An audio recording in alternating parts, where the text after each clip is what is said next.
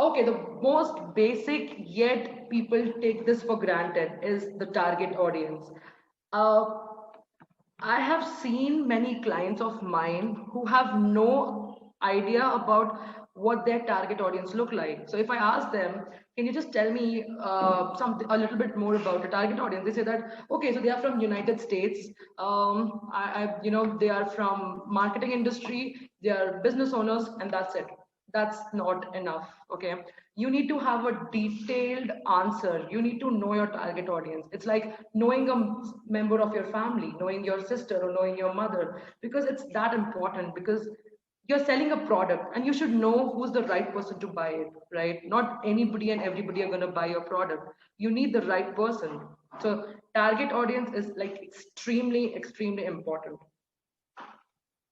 Also, there are just few points I have written here. Identifying a target audience provides a clear focus of whom your business will serve and why those consumers need your goods or services. Simple. Almost 50% of consumers believe that brands sense too much of irrelevant content. If you are a person who wants to provide quality and make sure that you look credible, then you need to have a target audience form for sure.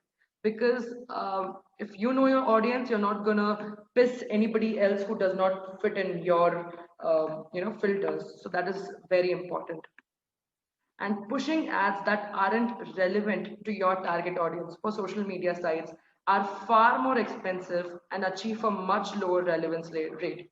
Even if your budget is $1,000, $10,000, and if you're targeting the wrong person, your money is like completely going in vain. That's not no use. And if you're spending like just say $50, but you're targeting the right person, you're hitting the bullseye. All right. Okay, now I want you to show something. So this is the target audience form which I have created and which I'm going to share it with you guys. And if you can just duplicate this and use it on your for your own purpose, or you can fill this form. And then if you want to attend a 30 minutes phone call with me, we can review it together. So this is the target audience form. Excuse me. It's super important to be as descriptive as possible. Let it even be like, I only want to target people who love to play badminton, or only want to target business owners who are who are earning $100,000 in revenue. You have to be very specific. You cannot just be like, I want to target small business owner in United States. No, this is completely wrong. So let's work on this form together. First, industry. Which industry do you want to target? What's the industry? How does it look like? Everything about the industry. If it is real estate, again, break it down. Break it down. Is it property management industry, or if it is investors you're looking for, or if it is buying and selling of landowners you're looking for? Whatever it is, you have to be super specific, because real estate is a massive industry. There are like so many sub industries in that particular one. So you have to again break it down. So if I'm choosing let's say advertising and marketing, for that I only want to target people who are into public relations, or people who are into Facebook marketing. I don't want to target LinkedIn marketers. So you have to create a proper full-fledged plan on whom you want to target, who's your industry. Company size. So this is important. And like, let's say what I do, when I started, I was looking for, I was a virtual assistant, right? Earlier when I started, and I was always looking for companies who were either self-employed or who had 2 to 10 employees, because more than that they might not need somebody like me. So I was always trying to target very small business owners in the US. But if you want to target big companies, so that one of the ways to understand is that, okay, in that company maybe there might be 1,000 to 5,000 employees, or maybe 500 to 1,000 employees, or maybe 10,000 plus employees. So you have to make a note of it, what your industry is, how it looks like. And then the category. Do you want to target Fortune 500 companies? Or do you want to target a LinkedIn new editors top companies in Australia or in Brazil? you have to be super specific. And if it does not, if you're like, no, I don't really, there's nothing of this sort, then it's okay, you can avoid it. But this is just an example of how detailed, you can be. So job function, what is the function? Like, let's say if you're targeting a 500 plus company, which function or which department do you want to target? Do you want to target the CEO, the C-suite decision makers, or do you want to target somebody from the marketing department, like a director of marketing, or let's say a marketing manager, or let's say whatever it is? You have to be specific which department you want to target. So that will give you an idea. So that will help you to kind of break it down, and then you will know that out of 10 people, this one person meet my criteria, and I'm going to make sure that I'll keep nurturing this person only, and I'm going to avoid the rest 9% people. And then it's the job seniority. Do I want to target C-suite decision makers? Or if it is a too big company, I think it is very difficult to get hold of them. Then maybe I can target the next level, the let's say vice president, or let's say, what do you call head of marketing or something of that sort. So you have to know what's the seniority level you want to target. That's very, very, very important for you to know. Years of experience. I am looking to I when I when I was searching for virtual assistants, I always targeted people who are 2 plus.